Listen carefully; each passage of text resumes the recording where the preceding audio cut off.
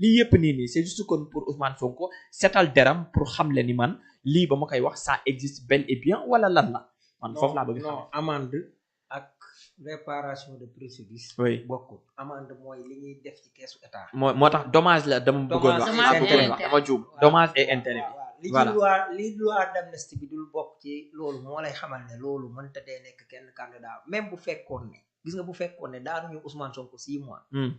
ci affaire Mame Mbaye Niang dañ ko cay daañ 200 milliards. lu tee mu mën a bokk.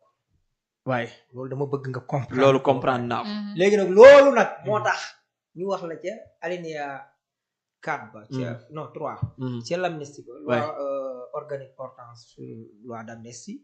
ñu ne la l'amnistie ne préjudice pas aux droits des tiers. d'accord maanaam amnistie mënul jël àq yow tey man ak yow ñuy jamaane. ñu bokk su ndaw. ma jéppi la. journaliste nga. man manifestant la. ma dajeeg yow ci manifestation yi ci lu xeer toj sa bopp. wala ma yàq sa caméra. tey yow nga xàmmee ma dem ci yoon ne kii daf maa fekk ci manifestation bi. dóor ndax man ak moom dañoo jote woon nangam. mu yàq sama caméra. d'accord sama caméra boobu mi ngi jar nangami million. ñu xool caméra baag. temps bi nga ci toog liggéey yooyu yëpp. daal di ne yoreel naa la 11 millions. je suis parfaitement d'accord. léegi bu fekkee ne man manifestation ci laa nekkoon de. affaire politique la. pourtant bu fekkoon dañ ma cee jàpp ci leneen ak leneen ginnaaw bi ma taal wala ma toj wala ma baari mbedd wala ma taal biis yooyu yëpp ne ci. lu amnistie loolu. amnistie boobu ñu def du la xañ say àq yow. moom laa loolu wax nii sa caméra mooy li ma doon wax. voilà waaw léegi nag loolu ma yàq yow ci sa caméra buñ ma ci buñ la ci defoon au lieu 11 millions yi mu war a nekk. mu nekk 17 millions. wala 50 millions wala 50 millions. mënta yàq ci sama éligibilité daal. d'accord foofu laay wax. oui doo dégg benn juriste la bu sérieux fii ci dëkk bi. ñemee jël risque parce que ñoom dañuy téyante. am na juriste yoo xam ne fii faral di sonn. que ça soit muy Mounirou Sy wala ñeneen ak ñeneen ak ñeneen ak ñeneen ce sont des juristes.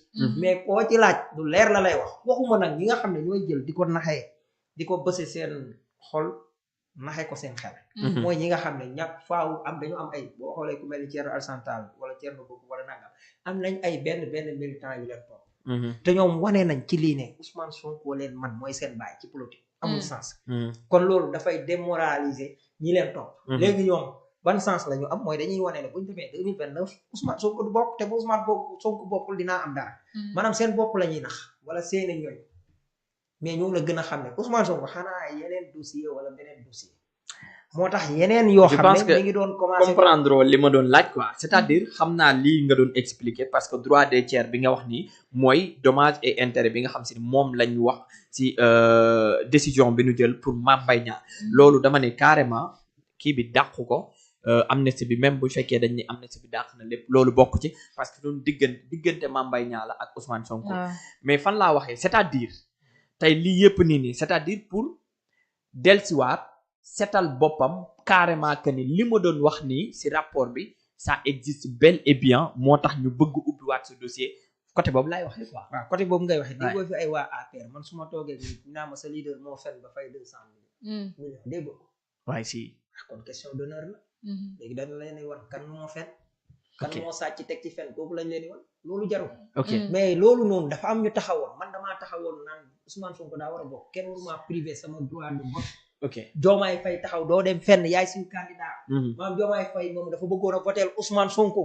ak ñeneen ak Cheikh ak pas Cheikh Wade sax parce que beneen dossier bi la yooyu ak ñeneen ñoo xam ne faatu nañ ci dossier bi.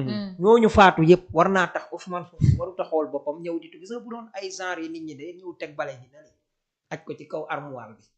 bañ a taxaw mel neneen daal di wor askan wi. waaye defu ko question d'honneur la. xam ngeen question d'honneur. si Ousmane Sonko du Mame Mbaye Niang dana woon day setal deram day laver honneur. ba tax ñu teg Ousmane Sonko 200 milliards. ndegam moom mi sàcc ba pare boole kook fen parce que pour nga mën a sàcc da nga ciy boole fen mën a fen. ku taxawoon ne man rapport am na ba mere Amadou Ba. ñooñu ñëpp nga daal taxawaat tey joteeg Ousmane Sonko wala bëgg a xañ Ousmane Sonko taxawaat nga daal taxaw ne Ousmane Sonko moo waxul dëgg te alors que yow ñett yëpp maanaam yaa boole ñaar yëpp def ko. loolu dañ koo war a wanewaat.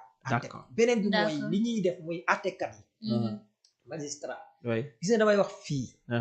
ne bu ñuy outrepasser seeni prérogatives gis nga fii nitu yoon ku moytuwut Sénégal di nga alko dama leen koy tàmbalee nag ca ay 1600 nangam diggante Xaadi Njaay Sàll un xaadi ci jamonoy Maajoor Fatim Gollañ ak Yaasin Buubu ginnaaw bi Maajoor faatoo doomam Biram Yaasin moo ko remplace mais bi Biram Yaasin pare dafa am ku ñuy wax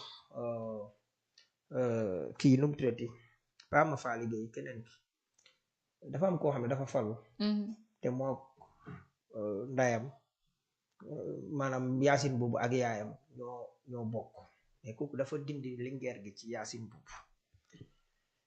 Buubu dem waxtaan ak ku ñuy wax Xaadi Njaay Sàll xaadi la au lieu mu yem ci justice mu ñëw ànd ak Yaasin Buubu ñu xeex kële ba faat ko biñ ko faatee xaadi bi bëgg a falu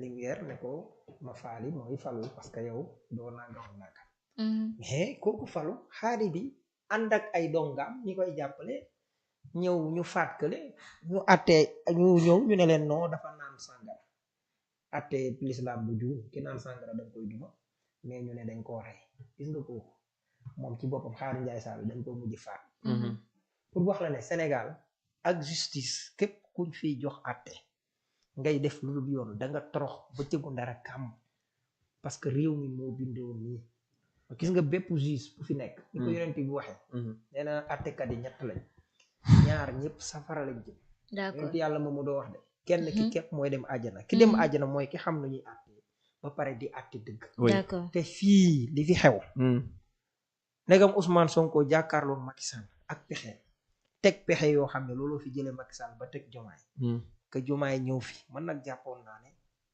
quand même fii duñ fi toll ak Jomaay dama jàppoon ne Jomaay biñ faloo li muy njëkk a def mooy réhabilité waat Ousmane Sonko ci fonction publique parce que moom su demee retraite day fayeeku bu fi jóge woon jabootam dañuy fayeeku passima boobu alors que Ousmane Sonko li mu doon def pour Sénégal ñu raji ko lu loxo def loxo mën na koo dindi chef de l'État ko defoon chef de l'État moo ko mën ndegam Abdou Diouf moo réhabilité Cheikh Anta Diop muy jàngale li Abdou Diouf daanaka sequt ak Cheikh Anta Diop dara xanaa rek bëgg ko nii mais yéen da ngeen a bokk parti nga xam li mu defoon wala nangam li doon njëkk di ngor mooy bi nga ñëwee nga delloo ko fonction publique ba pare beneen muy dossier justice yi nga taxaw ci pour justice def liggéey loolu boo ko defee defaloo ko sax ay sa partisan wala sa leader politique wala daal dangaa waat ne d'observer comme de faire observer scrupuleusement ñaari baat ñett Jomaay nañu maa waatoon boo waatoon nag da ngay fexe ba justice di tege ci yoon te injustice dëgg moo xew ci yoon parce que lu yëngu lu nekk lu ko yëngal ko ëpp doole